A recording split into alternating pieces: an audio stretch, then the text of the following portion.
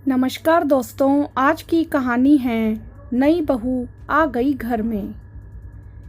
हेमा अभी बाथरूम से नहाकर आई ही थी कि वह अपने कमरे का हाल देखकर हैरान हो गई।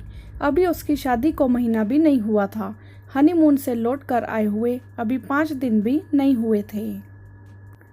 हेमा का पति 3 बहनों का इकलौता भाई था।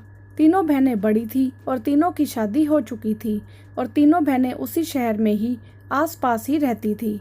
घर में भाभी के आने से सभी बहनों को और सासू माँ को बहुत खुशी हो रही थी।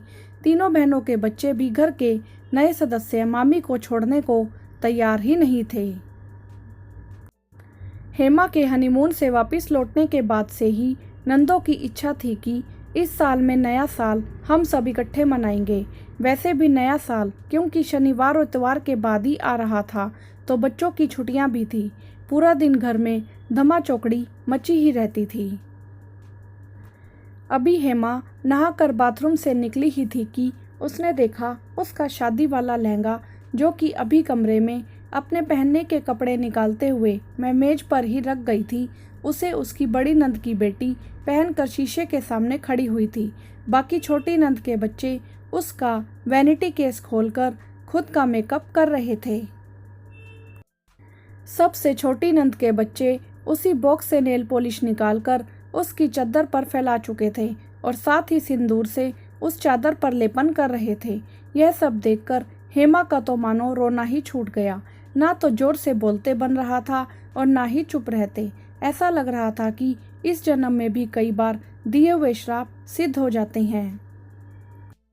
जी हाँ, वह भी अधिकतर अपनी नानी के घर ही रहती थी, क्योंकि हेमा की मम्मी नौकरी करती थी और घर में रहने के बाद अपनी नानी का प्यार पाने के लिए अक्सर अपनी दोनों मामियों की हर बात बढ़ा चढ़ाकर नानी को बताती ही रहती थी। घर में होने वाली हर फसाद की जड़ वही होती थी। नानी भी ऐसी थी कि हर बात में लाख समझाने पर भी सिर्फ हेमा की बात को ही सही मानती थी। उनके दिए गए इस बढ़ावे के कारण हेमा इतनी मुंह जोर हो गई थी, अपनी मामी को उल्टा जवाब तो देती ही थी, अपितु उनके बच्चों के खिलौने भी तोड़ देती थी, जिस कारण उन्हें अपने बच्चों के खिलौने भी हर समय छुपा कर रखने पड़ते थे, अन्यथा वे बच्चे रोते हुए ही दिखते थे। हालांकि हेमा की मां की मजबूरी थी कि नौकरी पर जाते हुए उसे अपनी बच्ची को मां के घर पर ही छोड़कर जाना पड़ता था। वह हेमा को समझाने में कोई कसर नहीं छोड़ती थी और यदाकदा भाभीियों से उसके कारण होने वाले नुकसान की भरपाई की भी कोशिश करती थी और माफ़ी भी मांग लेती थी। लेकिन नानी की शय इस हद तक बढ़ गई थी कि अपनी शादी के समय भी जब हेमा को पता चला कि शादी में पहनने वाली नथ मामा देते हैं, तो उसने छोटी मामी की शादी वाली नथ ही लेने की मांग की। हालांकि मामा ने कहा भी था कि तुम मामी की नथ रहने दो, मैं तुम्हें दूसरी नथ दिलवा दूंगा, लेकिन जिद्दी हेमा भी कहाँ मानने वाली थी। आखिर मामी की नथ लेकर ही मानी। बस विदा होते हुए मामियों ने कहा, ख्याल रखना, जिस घर में तुम जा रही हो ना, वहाँ तुम्हें सिर्फ मामी ही बनना है। यह कहकर दोनों मामी एक दूसरे की आंखों में देखकर मुस्कुरा उठी थी। मामियों के कहे इस वाक्य का अर्थ अब उसे समझ आ रहा था और चलचित्र के जैसे उसका अपना व्यवहार उसकी आंखों के सामने घूम रहा था। उसका खुद का भी तो ऐसा ही व्यवहार होता था, तो क्या अब उसे पूरी जिंदगी ऐसे ही। तभी शोर की आवाज़ सुनकर सासू माँ ऊपर आई।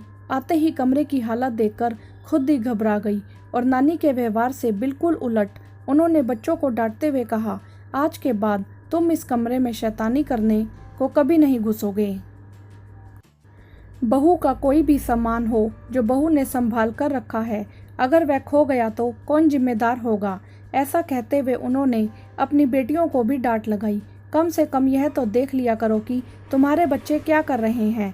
अगर तुम्हारी चीज़ों को कोई भी बच्चा छेड़ता है तो तुम मरने मारने पर उतारू हो जाती हो। अब इस बेचारी बहू ने तो किसी को कुछ कहा भी नहीं। चुप करके सारे बच्चे कमरे से बाहर निकल गए और बड़ी बेटी जिसने लहंगा पहना था वह लहंगा बदलने बाथरूम में चली गई। हेमा हैरानी से मन ही मन शुक्रिया करती हुई अपनी सास और नंदों को कमरे से जाते हुए देख रही थी। काश ऐसा ही उसकी नानी ने भी उससे पहले दिन कह दिया होता तो मामियों को शायद यह कहने की नौबत ना आती कि याद रखो हेमा, तुम्हें तो अब सिर्फ मामी ही बनना है। मन ही मन उसने मामियों से क्षमा मांगी और अपने मन में यह सोच लिया था कि मामी की नथ वापस कर देगी। वीडियो को लाइक करें, शेयर करें और चैनल को सब्सक्राइब भी करें। धन्यवाद।